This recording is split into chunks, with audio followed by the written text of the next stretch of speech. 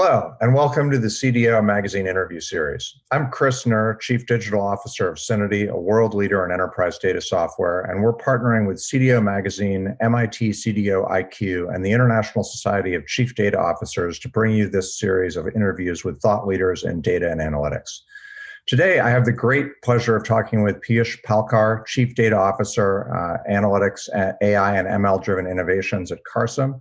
Piyush is the Malaysia ambassador to CDO Magazine and joins us today from Carsome HQ in Kuala Lumpur. Welcome, Piyush. Happy to have you on the show today.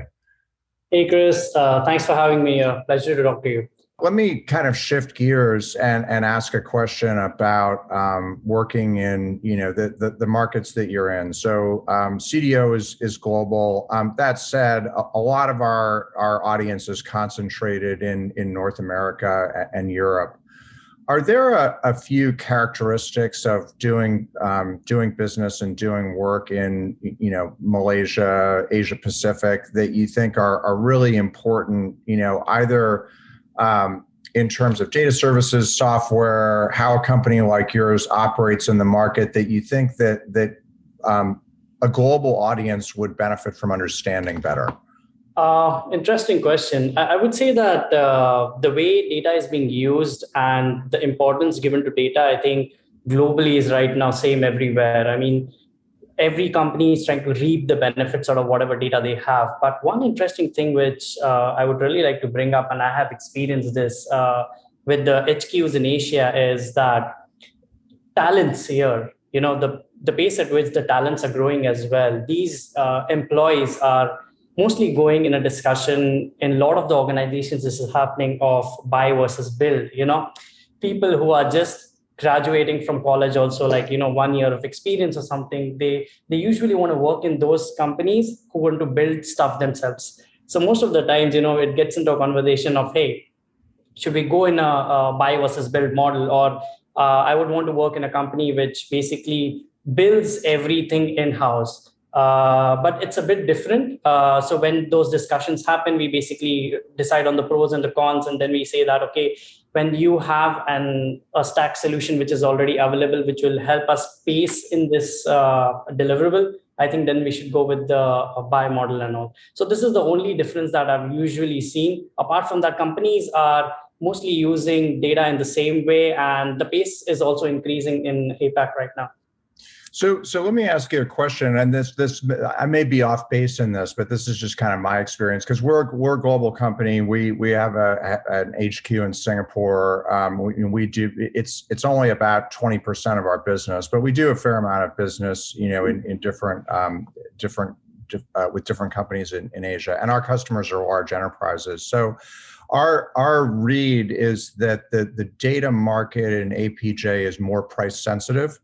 And you need to do a better job of articulating why use automation rather than using human labor power, given that there's still some labor cost basis between, EMEA, North America, and the region. So just in terms of, positioning and sort of work, and this is true even of units of multinationals that are, Europe or North America headquarters. When you go into the Asia units, my perspective is that you tend to have to articulate that a lot better.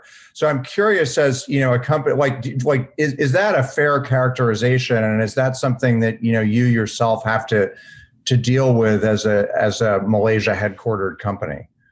I would say that there are a lot of companies which reach out to the HQ, the companies that are based in HQ in APAC, for, hey, this is the software that we have, which will help you to establish a data pipeline and all. But, essentially, there are a lot of engineers who are sitting here who might think that under the hood, this thing is basically, what is it doing is it's unloading it from one database and upserting it into one data warehouse. Why shouldn't I write a script to make this, to automate this whole thing? Why should I go into the hassle of buying a software and doing that? So I would say that it totally depends on the scale at which this needs to be implemented. And that is a whole thought process which every company, the data leader of the company needs to run, of choosing of build and buy. The convincing has to be more on this side, and I think you are right in that terms.